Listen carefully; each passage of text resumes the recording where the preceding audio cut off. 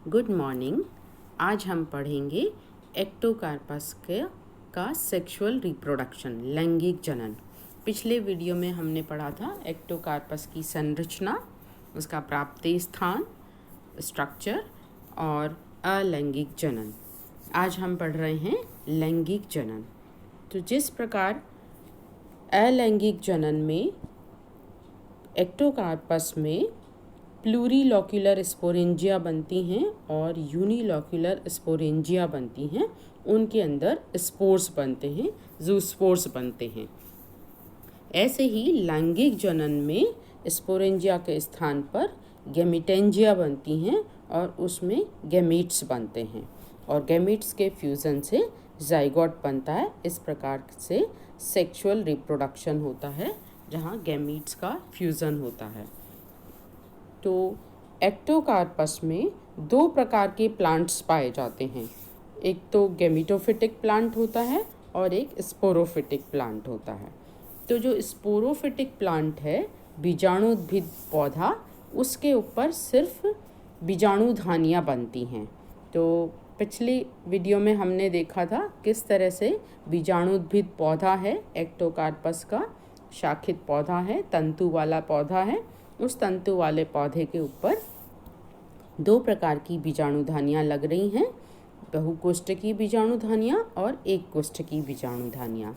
तो बहुकोष्ठकीय बीजाणुधानियाँ में तो डिप्लॉइड जूस्पोर बनते हैं और डिप्लॉइड ही पौधा बनता है दोबारा से, जबकि जो एक कोष्ठकीय बीजाणुधानियाँ होती हैं उसमें अर्धसूत्री विभाजन होता है। पहला विभाजन अर्धसूत्री होता है, उसके बाद समसूत्री विभाजन होते हैं। तो इस प्रकार उसमें जो स्पोर बनते हैं, जूस्पोर बनते हैं, वो हैप्लॉइड होते हैं और उससे जो अंकुरित होने से पौधा बनता है वो हैप्लॉइड पौधा होता है, युग्मकोद्भिद पौधा होता है। उससे वापस वही बीजाणुद्भिद पौधा नहीं बनता जैसा कि बहुकोष्ठकीय बीजाणुधानी से बनता है।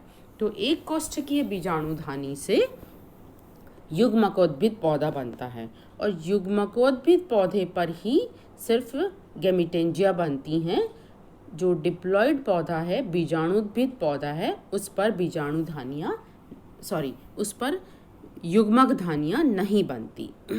तो युग्मक धानी बनती हैं युग्मकोद्भिद पौधे पर। तो ये स्पष्ट हो गया कि एक्टोकार्पस में दो प्रकार के पौधे होते हैं। दोनों प्रकार के पौधे दिखने में बिल्कुल एक जैसे होते हैं, मॉर्फोलॉजिकली एक जैसे होते हैं, समान होते हैं, समान आकृति के होते हैं, लेकिन जेनेटिकली उनमें फ़र्क होता है। तो अगुणित पादप जो हैं, युग्मकोद्भिद पादप पर बहुकोष्ठकीय युग्मक धानी बनती है। जैसे द्विगुणित पादप पर बहुकोष्ठकीय बीजाणुधानी बनती हैं, सेम वैसे ही दिखने में बहुकोष्ठकीय युग्मक धानी बनती हैं। युग्मक धानी इस तरह से, ये देखिए, जैसे बीजाणुधानी है बिल्कुल दिखने में वैसी की वैसी ही ये युग्मक धानी बन रही हैं और बीजाणुधानी में जैसे बीजाणु बनते हैं ऐसे युग्मक धानी में युग्मक बनते हैं। फ़र्क क्या है युग्मक धानी और बीजाणुधानी में, या युग्मक में और बीजाणु में क्या फ़र्क है? क्योंकि बीजाणु अंकुरित होकर नया पौधा बना देते हैं, जबकि गैमीट अंकुरित होकर नया पौधा नहीं बना सकते। गैमीट पहले दो फ्यूज़ होते हैं और फ्यूज़न के बाद जो जाइगोट बनता है उससे नया पौधा बनता है। तो ये फ़र्क है गैमीट में और स्पोर में, बीजाणु और युग्मक में फ़र्क है। युग्मक का काम है युग्म बनाना, पेयर बनाना, फ्यूज़ होना और उसके बाद नया पौधा बनाना। तो युग्मक जनरली आकार में छोटे होते हैं और बीजाणु जैसे ही होते हैं, बिल्कुल जूस्पोर जैसे ही होते हैं गैमीट, लेकिन साइज़ में छोटे होते हैं और इसलिए ये अपने आप एक नया पौधा नहीं बना सकते। पहले इनमें दो गैमीट में फ्यूज़न होता है, फिर इनमें एक क्षमता आती है नया पौधा बनाने की। तो एक्टोकार्पस में लैंगिक जनन कई प्रकार का होता है। जैसे एक तो फिजियोलॉजिकल एनाइसोगेमी मिलती है इसमें, कुछ जातियों में मॉर्फोलॉजिकल एनाइसोगेमी मिलती है और एक्टोकार्पस की कुछ जातियों में विषम युग्मन भी पाया जाता है, यानी ऊगेमी भी पाई जाती है। तो सबसे पहले हम देखते हैं फिजियोलॉजिकल एनाइसोगेमी, जो कि अधिकांश जातियों में पाई जाती है।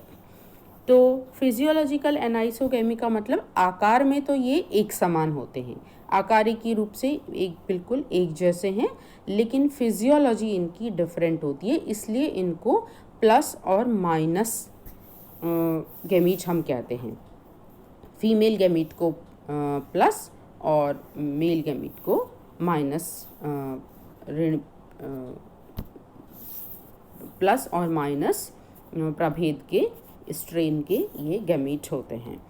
तो इसमें बहुत सारे, जब ये देखिए फिजियोलॉजिकल एनाइसोगेमी का डायग्राम चित्र बनाया है, इसमें आकार में एक जैसे हैं ये गैमीट, लेकिन एक गैमीट है जो फीमेल की तरह एक्ट करता है और वो स्थिर हो जाता है, ज़्यादा गति नहीं करता है, और बाकी जो दूसरे गैमीट हैं वो गति करते हैं और गति कर कर के एक फीमेल गैमीट से जुड़ जाते हैं सारे। जो आगे का लंबा फ्लैजेला है उसके द्वारा सारे एक फीमेल गैमीट से बहुत सारे मेल गैमीट जुड़ जाते हैं। इसको कहते हैं क्लम्प फॉर्मेशन। तो ये इस तरह से क्लम्प बन जाता है, गुच्छा बन जाता है गैमीट्स का। अब उनमें से एक गैमीट का जो फ्लैजेला है वो संकुचित होता है और उससे वो गैमीट फीमेल गैमीट के पास आ जाता है, और जो गैमीट संकुचित होकर पास आ जाता है फीमेल गैमीट के, उसमें फ्यूज़न हो जाता है, उस मेल गैमीट और फीमेल गैमीट में फ्यूज़न हो जाता है।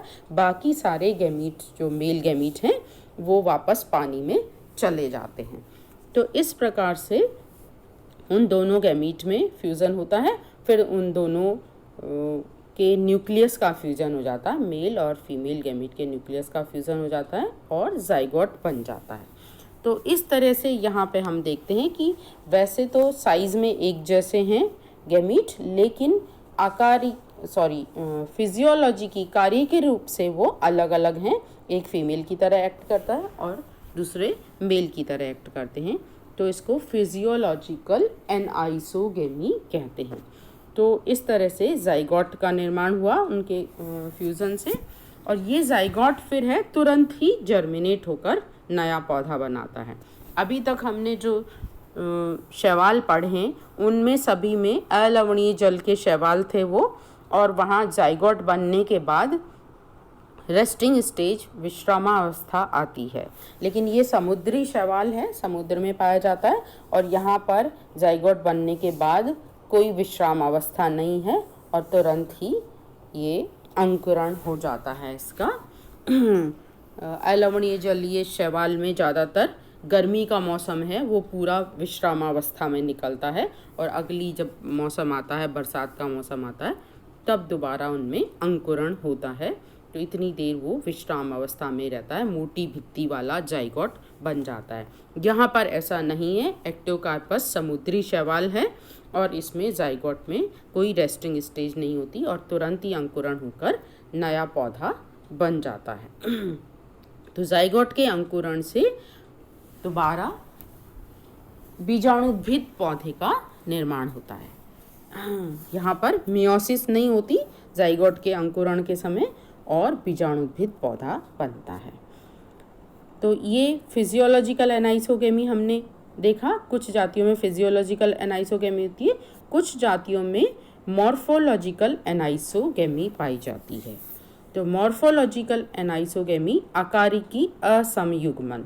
तो ये देखिए आप, आकार में अलग अलग प्रकार के हैं। कुछ छोटे हैं गैमीट, इनको माइक्रोगैमीट्स कहते हैं, कुछ बड़े गैमीट हैं जिनको मैक्रोगैमीट कहते हैं। माइक्रोगैमीट माइक्रोगैमीटेंजियम में उत्पन्न होते हैं, मैक्रोगैमीट मैक्रोगैमीटेंजियम में उत्पन्न होते हैं। गुरु बीजाणुधानी और लघु बीजाणुधानी में उत्पन्न होते हैं, और उनमें आपस में फ्यूज़न होता है, एक माइक्रोगैमीट और एक मेगागैमीट का फ्यूज़न से बनता है जाइगोट, और जाइगोट का वापस अंकुरण होके नया पौधा बन जाता है, बीजाणुद्भिद पौधा होता है। कुछ जातियां हैं एक्टोकार्पस में जिसमें असमयुग्मन विषम युग्मन पाया जाता है।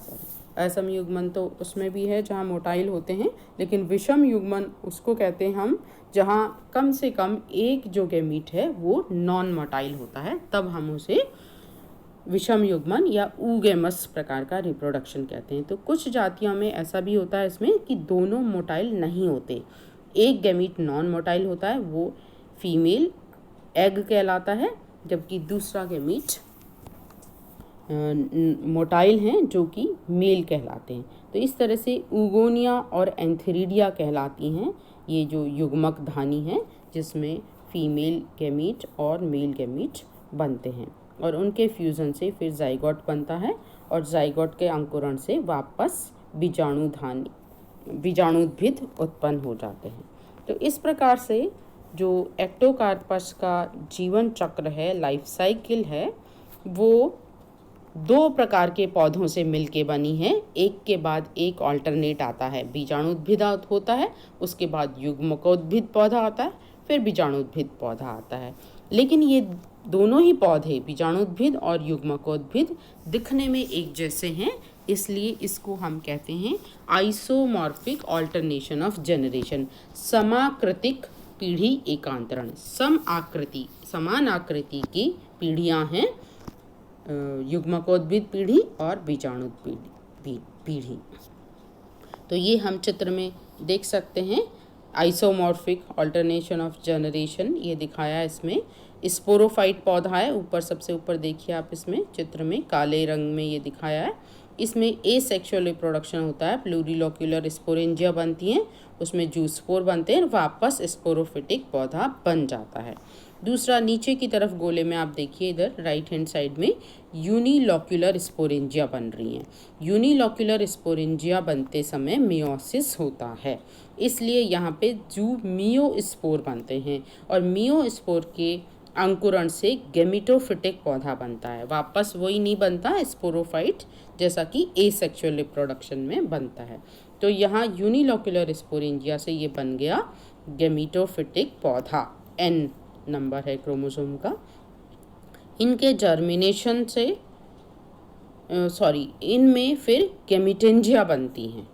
गैमिटोफिटिक पौधे में स्पोरेंजिया नहीं बनती, गैमिटेंजिया बनती हैं और गैमिटेंजिया में प्लस और माइनस स्ट्रेन के गैमीट्स बनते हैं, उनमें क्लम्प फॉर्मेशन होता है और उसके बाद फ्यूज़न होता है और जाइगोट का निर्माण होता है और जाइगोट का तुरंत ही बिना विश्राम अवस्था में गए अंकुरण हो जाता है और नया पौधा बन जाता है स्पोरोफाइट।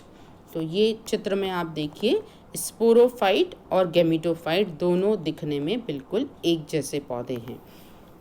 स्पोरोफिटिक पौधे में ऊपर वाला चित्र आप देखिए, ऊपर वाला गोला जिसमें स्पोरोफिटिक पौधा है उसमें प्लूरिलोक्यूलर स्पोरेंजियम बन रही हैं। प्लूरिलोक्यूलर स्पोरेंजियम में जूस्पोर बन रहे हैं और जूस्पोर के अंकुरण से ये स्पोरोफिटिक प्लांट बन गया। नीचे वाले गोले में आप देखिए, इसमें स्पोरोफिटिक पौधे में यूनिलोक्यूलर स्पोरेंजिया बन रही हैं, यहाँ इस समय मियोसिस होती है, इसलिए यहाँ यूनिलोक्यूलर स्पोरेंजिया में मियोजूस्पोर बनते हैं और मियोजूस्पोर के अंकुरण से गैमिटोफिटिक पौधा बनता है और गैमिटोफिटिक पौधे में स्पोरेंजिया नहीं बनती बल्कि गैमिटेंजियम बनती हैं और ये प्लूरिलोक्यूलर गैमिटेंजियम में गैमीट्स बनते हैं और इन गैमीट्स में प्लस माइनस स्ट्रेन के होते हैं, क्लम्प फॉर्मेशन होता है और उसके बाद 2 गैमीट का फ्यूज़न हो जाता है, जाइगोट बनता है और जाइगोट का तुरंत ही बिना विश्राम अवस्था में गए अंकुरण होकर नया स्पोरोफिटिक पौधा बन जाता है।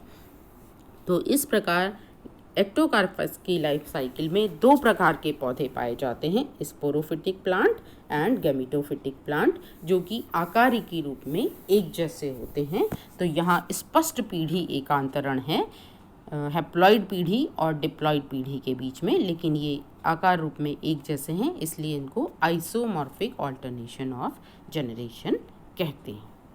Thank you.